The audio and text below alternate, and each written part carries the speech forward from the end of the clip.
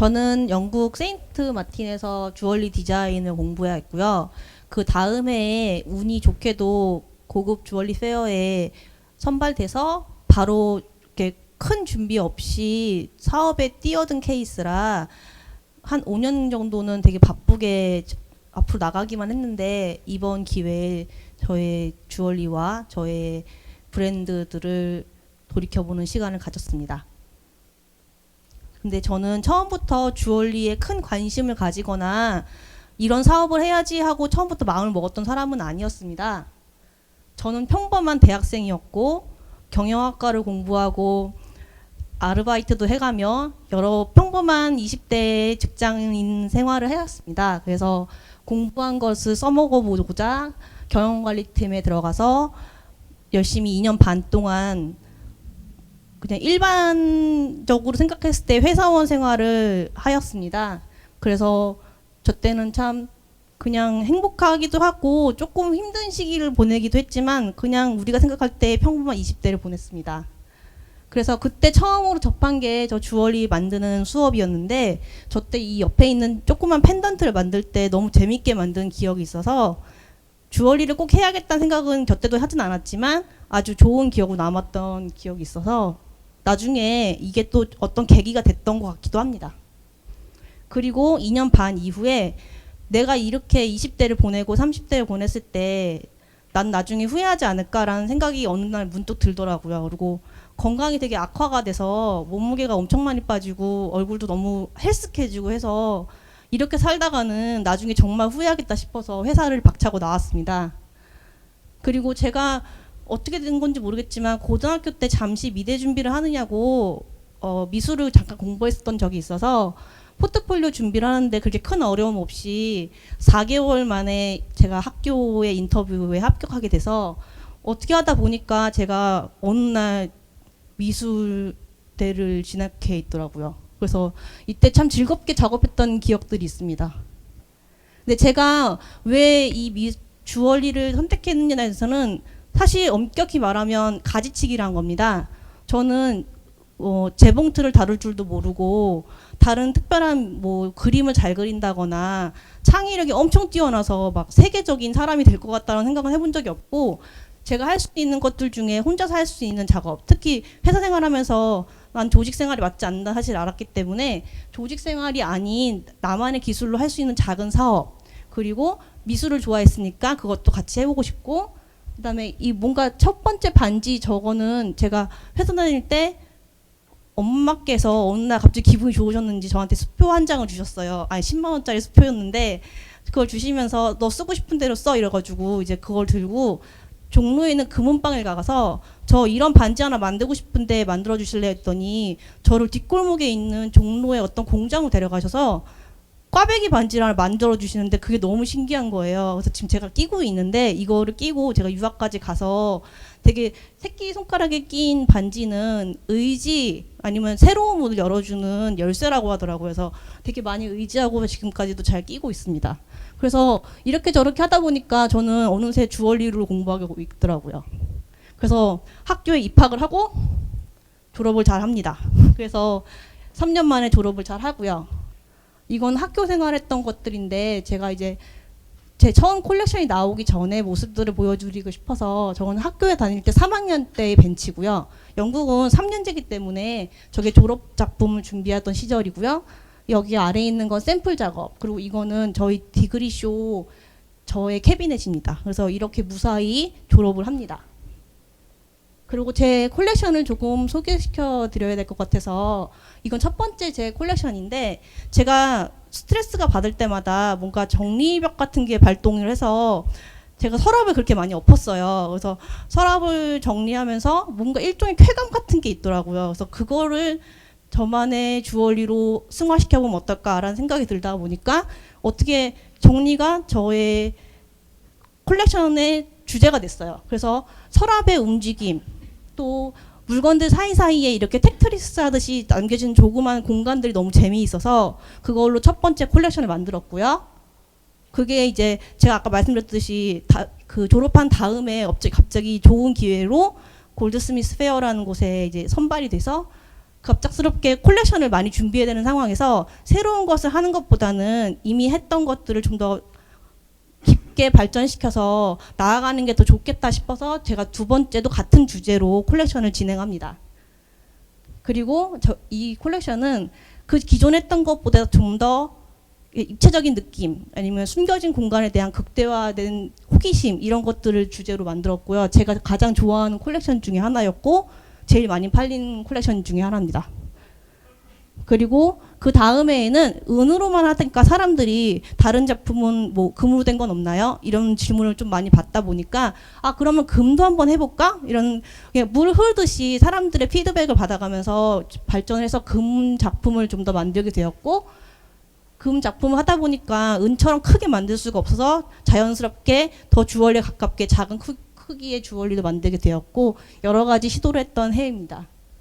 그리고 이것은 그 여러 가지 각진 주얼리만 하다가 이것 말고 다른 느낌을 해보는 건 어떨까 하는 시도에 곡선이 들어간 오팔과 또 작은 큐브로 이렇게 재정이 된 저희 작은 공간들을 표현해본 콜렉션입니다. 그리고 이거는 제가 최근까지 작업한 것 중에 가장 마지막 콜렉션인데 금으로 만들 수 있는 가장 섬세한 주얼리를 만들어보고 싶은 욕심에 제가 만들었던 콜렉션 중에서는 가장 주얼리에 가까운 작은 사이즈의 주얼리들입니다. 그래서 이것을 마지막으로 제가 6개의 콜렉션을 현재까지 발표하는 중이고요. 이거는 영국에 있는 동안에 좋은 기회로 잡지나 여러 매체에 실린 것들을 제가 이렇게 편집해 보았습니다. 그래서 좋은 기회가 많았던 거를 보여드리고 싶었습니다. 그리고 이거는 이제 제가 영국뿐 아니라 네덜란드와 독일에서 여러 가지 페어를 진행하면서 경험했던 것들을 그냥 보여드리고 싶어서 열심히 살았다는 걸 보여드리고 싶어서 여기 올려놨고요. 이거는 이제 제가 아까 말씀드렸던 골드스미스 페어의 전경인데 한국에는 이런 주얼리 페어가 없기 때문에 이제 이해를 돕고자 제가 여기다 이미지를 넣었고요. 이렇게 주얼리를 해마다 발표해서 여러 사람들한테 나의 새로운 콜렉션을 선보이는 자리가 있어서 영국에서는 이런 것들이 낯설지 않은 장면인데 한국에는 이런 것들이 현재로는 없어서 좀 언젠가 꼭 생겼으면 하는 마음에 여기 넣어봤습니다. 저기 제가 있고요. 여기 이런 네, 같은 옷을 입고 있어요. 사실은 지금 저 모습 때 나이만 먹었습니다. 그리고 이거는 제가 좀 더 제 주얼리를 보여드리고 싶어서 여러 이미지를 편집해 보았는데 저기 가운데 보면은 지금 이 모양의 브로치를 지금 현재 제가 하고 있고요. 이거는 은으로 된 브로치인데 한국에서는 잘 시도해 볼 수 없는 여러 가지 색깔의 도금을 노란색, 오렌지색, 초콜릿색으로 한번 꾸며서 팔레트 같은 느낌의 브로치를 만들어 본 것입니다. 그래서 여러 가지 시도를 했다는 것을 보여드리고 싶어서 제 디자인을 보여드렸습니다.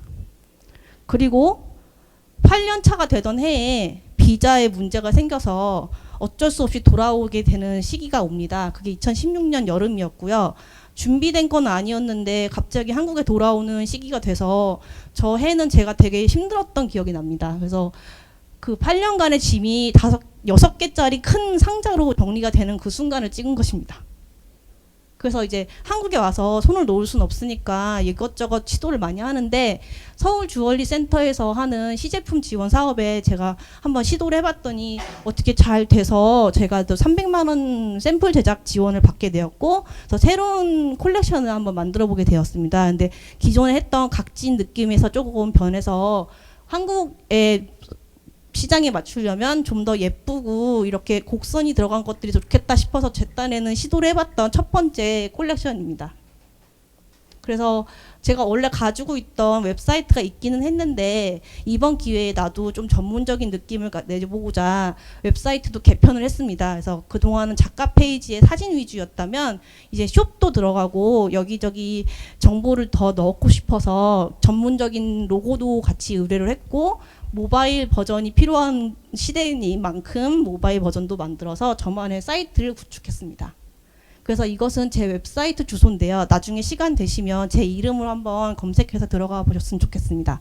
그래서 저는 기존에 했던 콜렉션 사진들과 현재 하고 있는 다른 주얼리가 너무 느낌이 달라서 아예 페이지를 둘로 나누었고요. 그래서 오피셜과 숍이 나눠져 있는 상태에서 클릭해서 들어가시면 전체적인 느낌을 보실 수 있습니다. 그렇지만 이제 제가 고민했던 부분은 한국은 정말 시장이 다르구나. 이거는 여기서 제가 또 도전해야 할 것들이었고, 뭘 해야 할지도 잘 모르겠고, 갑작스럽게 돌아오니까 방황하는 시기가 오더라고요. 근데 그거를 또 제가 또 극복해야 되는 부분이기도 하고, 여기서 주얼리를 또 그만둘 수도 없는 거였고 해서 이런 시기가 이제 옵니다. 그러다가 어떻게 좋은 기회에 비즈니스 캠프를 만나게 되었습니다. 그래서 친구가 이미 이제 여기를 한번 수업을 듣고 나서 수업에 되게 많은 도움이 되었다 하여 저도 궁금하던 차에 그 다음 기수가 또 시작한다는 정보를 듣고 용기를 내서 여기 참석하게 되었고요. 이거는 제가 귀국한 이후부터 올해까지의 제가 그래도 어떻게든지 고군분투하며 살아왔던 걸 한번 보여드리고 싶어서 여기 지금 한번 실어봤고요. 저는 동생 가게를 도와주냐고 난생 처음 평생 한 번도 안 해봤던 맥주 알바도 해봤고요. 그 다음에 한국 와서 또 외국인한테도 주얼리를 팔아봤고 뭐 이런저런 일들이 많아서 이걸 만들면서 참 여러 가지 생각을 하게 되었었습니다. 그래서 이 비즈니스 캠프를 하면서 나는 도대체 누구고 나의 브랜드는 나와 얼마나 다르고 얼마나 닮았나 이런 고민들을 많이 하게 되었고요. 그래서 제가 생각할 때 저희 주얼리는 아까 보셨던 이미지처럼 간결하고 직선, 좀 강한 느낌이라면 제 스스로는 사실 빈티지 옷을 되게 좋아하고 알록달록한 색감을 되게 좋아하며 귀엽고 예쁜 뭐 그런 여성스러운 느낌을 더 좋아하는 저를 발견하게 되었습니다. 근데 그게 꼭 나쁘다고는 생각 안 하고 이런 간극들이 나중에 제 주얼리와 합쳐진다면 더 좋고 재밌는 게 나오지 않을까라는 긍정적인 생각을 하게 되었습니다. 그래서 어쨌거나 먹고는 살아야겠고 주얼리는 계속 하고 싶고 한국 시장은 많지가 않고 이 경쟁이 심한 이 사회에서 어떻게 살아남아야 할지에 대해서 고민을 하다 보니까 4가지 정도의 옵션이 머릿속에 떠오르더라고요. 그래서 하나는 투잡. 제 분야와 꼭 상관이 없더라도 먹고 살 수 있는 고정적인 수입. 또 2번째는 내가 안 만들어도 예쁜 건 많으니까 내가 잘 골라서 내 이름으로 그냥 가게에서 팔면 어떨까라는 생각도 해봤고요. 3번째는 이제 좀 쉬운 느낌의 쉬운 버전의 주얼리를 만들어 보는 건 어떨까라는 저런 아이디어는 사실 이 비즈니스 캠프 하면서 이제 선생님들이 제안해 주신 부분이었고요. 4번째는 존버입니다. 열심히 그냥 버티는 거죠. 이제 뭐 부모님이 맞닥지 않으셔도 제가 하고 싶은 만큼 계속 버티게 하는 건 어떨까라는 그냥 막연한 생각도 해봤습니다. 근데 현재 투잡을 하고 있고요. 그다음에 세컨드 브랜드는 조금씩 생각하고 있는 중입니다. 그래서 세컨드 브랜드를 정말 하면 어떨까? 저 방탄 팬입니다. 네. 그래서 세컨드 브랜드를 만들어 보면 어떨까? 이런 고민을 정말로 하고 있는 중이고요. 꼭 제 기존 콜렉션처럼 어려운 걸 하지 않더라도 그거에 조금 비슷한 느낌, 역시 제 주얼리인 거를 알아봐 줄 수 있는 정도의 쉬운 느낌의 콜렉션 주얼리도 해보면 어떨까? 아니면 판매가 쉬운 그냥 좀 저를 보여줄 수 있는 정도의 쉬운 느낌으로 해보면 어떨까라는 생각이 들어서 전국이도 동의했고요. 그다음에 예, 제 주얼리가 핸드메이드다 보니까 일일이 다 손으로 만들고 단가가 그만큼 올라가고 금은 역시 비싸고 그래서 이런 것들을 해결해 보는 거는 몰드, 그러니까 틀을 만들어서 금을 녹여서 혹은 은을 녹여서 대량 생산을 유도해서 쉽게 이제 다른 접점을 찾아서 제가 직접 마켓도 가고 온라인 숍도 제가 더 진입을 해서 하는 건 어떨까라는 생각을 하고 있고요. 아까도 말씀드렸던 것처럼 제 거를 알아봐 주시는 시간이 필요하니까 좀 더 쉬운 느낌의 주얼리로 다가가게 돼서 나중에 그 분들이 제 거를 이제 인식해 주시고 언젠가 구매하지 않으실까라는 희망을 갖고 지금 생각하는 중이고 여기 지금 제가 유일하게 가지고 있는 SNS는 인스타그램인데 기억해줬다가 나중에 한번 팔로잉 눌러주세요.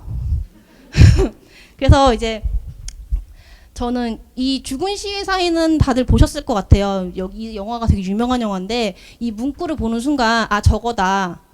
내가 평범하게 가는 그런 사람이 아니더라도 그래도 끝까지 가보다 보면 언젠가 나의 길이 있지 않을까. 사람들은 돈도 못 버는 게 아니면 나이만 먹어서 이렇게 말할 수도 있지만 저는 제 인생을 늘 소중하게 생각하니까 언젠가 조금의 빛이라도 있지 않을까라는 생각에 현재도 걸어가고 있습니다. 그래서 제가 미래에 대한 계획을 한번 짜봤는데 체력 관리 이게 나이를 먹으면서 정말 느끼는 건데 하루하루 다릅니다. 그래서 주 3회 열심히 이게 웨이트와 여러 가지 운동을 계속 하고 있는 중이고요. 그다음에 스트레스 관리는 제가 정리벽이 있다고 말씀드렸는데 더 이상 정리할 게 없어요. 그래서 맥주를 마시기 시작했는데 맥주가 또 몸에 안 좋지 않습니까? 그래서 요즘은 맥주와 싸우고 있습니다. 그래서 조금만 마시기로 저와의 싸움을 시작했고요.